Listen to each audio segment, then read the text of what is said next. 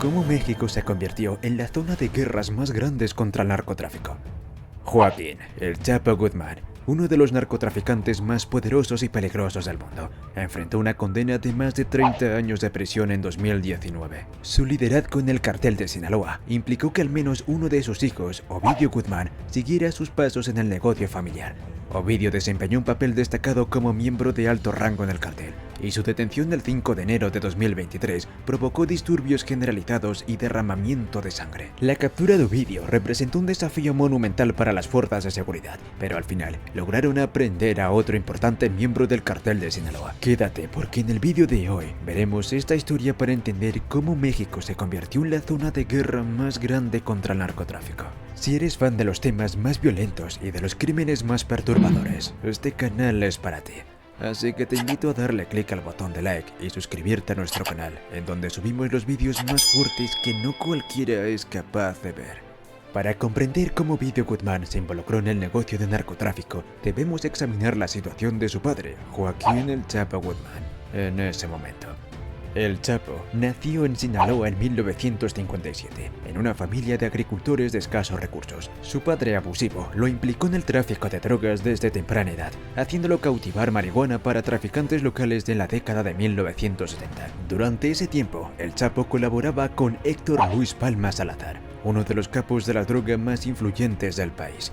Juntos, el Chapo y Salazar se dedicaron a llevar drogas desde Sinaloa hasta Estados Unidos. Con el tiempo, el Chapo extendió en el mundo del narcotráfico y fundó su propio cartel, que operaba en colaboración con el cartel de Guadalajara. Su influencia y poder continuaron creciendo en las décadas siguientes. Por otro lado, Ovidio Guzmán nació en 1999 y creció en la Ciudad de México antes de unirse al cartel. Según una acusación del Gran Jurado de Estados Unidos, Ovidio se unió al cartel en 2008, cuando tenía solo 18 años. Aunque las fechas exactas pueden ser difíciles de precisar, es probable que haya sido reclutado en medio de un conflicto en el cartel de Beltrán Leiva. Investigaciones posteriores revelaron que el Chapo posiblemente mantuvo su posición en la cima del narcotráfico al proporcionar información sobre sus rivales de la DEA a cambio de protección. No solo delató a sus rivales en el cartel de Juárez, sino que también entregó a varios miembros de alto rango de otros carteles para asegurarse su propia seguridad. Este detalle se volvería crucial años después, durante la captura de Ovidio. La información proporcionada por el Chapo desempeñó un papel importante en la creación de un abismo entre el cartel de Sinaloa y los hermanos Beltrán Leiva, 5 hermanos que ocupaban cargos de alto rango en el cartel. A pesar de que la traición del Chapo no debería haber afectado significativamente a los hermanos Beltrán Leiva, los eventos de una década atrás aseguraron que la reconciliación fuera improbable. La situación se volvió aún más sangrienta después del arresto de Alfredo Beltrán Leiva, conocido como el Mocho. Los hermanos Beltrán Leiva declararon una guerra formal contra el Chapo y el cartel de Sinaloa. Intentaron asesinar al hijo del jefe del cartel que colaboraba con el Chapo, lo que provocó una respuesta violenta y rápida por parte del líder del narcotráfico. El conflicto resultó en un derramamiento de sangre sin precedentes en Culiacán y otras ciudades cercanas. La espiral de violencia estaba fuera de control y la violencia se propagó a otras ciudades como Guasave, Guamúchil y Mazatlán. En ese momento, los Beltrán Leiva fueron reconocidos como una organización independiente y sancionados por Estados Unidos bajo la ley Kiffen. Esto congeló sus activos y los aisló aún más. Ovidio se unió al cartel en medio de estos conflictos y en un periodo de 4 años ascendió a una posición de liderazgo dentro del cartel de Sinaloa. Sin embargo, la captura del Chapo en 2014 y su posterior extradición a Estados Unidos dejaron a Ovidio al frente del cartel. En 2019, las autoridades estadounidenses emitieron una orden de extradición contra él y su hermano, Joaquín, acusándolos de tráfico de metanfetaminas, cocaína y marihuana. Esta orden marcó un punto de inflexión en la carrera de Ovidio, ya que asumió un papel de liderazgo en ausencia de su padre, que enfrentó la presión de las autoridades estadounidenses. La situación alcanzó su punto más crítico en octubre de 2019, cuando Ovidio fue arrestado en Culiacán. La orden de arresto desató una violenta respuesta por parte del cartel, que tomó las calles y amenazó a civiles. Los enfrentamientos resultaron en múltiples tiroteos y pusieron al presidente de México, Andrés Manuel López Obrador, en una difícil encrucijada. Finalmente, Ovidio fue detenido, pero la violencia que se desató en esa ocasión dejó una profunda marca en la ciudad y la lucha contra el narcotráfico en México. La situación empeoró considerablemente para Joaquín El Chapo Guzmán y su familia en 2014, cuando el Chapo fue arrestado por segunda vez en febrero. La policía mexicana fue parte de la operación de aplicación de la ley. Detuvo al capo en un hotel de Mazatlán. Este arresto fue resultado de los esfuerzos combinados de la Armada de México, la DEA y el Servicio de Alguaciles de Estados Unidos. La detención del Chapo marcó una victoria significativa para el gobierno mexicano y fue un evento muy publicitado. Incluso se utilizó en un helicóptero para una conferencia de prensa antes de trasladar al Chapo al Centro Federal de Readaptación Social número 1, una prisión de máxima seguridad, también conocida como el Altiplano. En esta prisión, el Chapo fue colocado en una ala altamente restringida y pasó 23 horas al día en régimen de aislamiento.